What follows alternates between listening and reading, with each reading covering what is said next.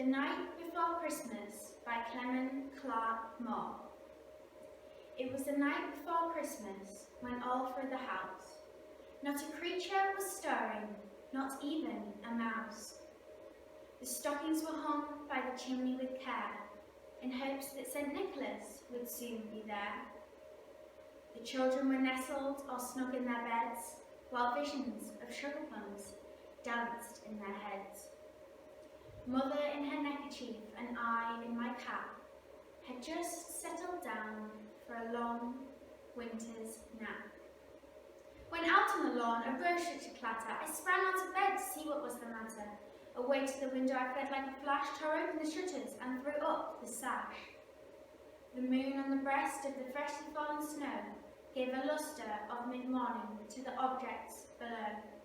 When what to my wondering eye should appear but a miniature sled and 8 tiny reindeer?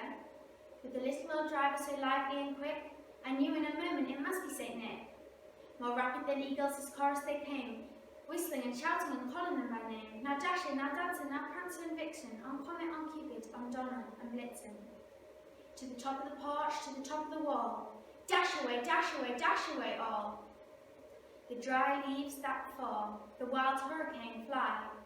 When they meet an obstacle, they mount to the sky. So to the housetops, because they flew, with a sled full of toys, and St. Nick too. In a twinkling I heard on the roof the prancing and pawing of each tiny hoof.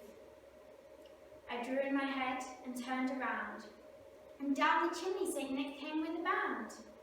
He was dressed all in fur from his head to his foot, and his clothes were all tarnished with ash and soot. He had a bundle of toys slung over his back, and he looked like a peddler just opening his pack. His eyes how they twinkled, his dimples so merry, his cheeks were like roses, his nose like a cherry. His droll little mouth drawn up like a bow, and his beard on his chest as white as snow. He had a broad little face and a round little belly that shook when he laughed like a bowl of jelly. He was chubby and plump, a right old jolly elf, and I laughed when I saw him in spite of myself. But from a wink of his eye and a nod of his head, I knew in a moment I had nothing to dread. He spoke not a word, but went on about his work, filling the stockings, then turned with a jerk. He laid his finger alongside his nose, gave a nod, and up the chimney these rose.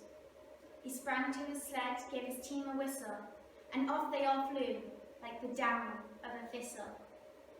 I heard him exclaim as they drove out of sight, "Happy Christmas!" and to all a good night.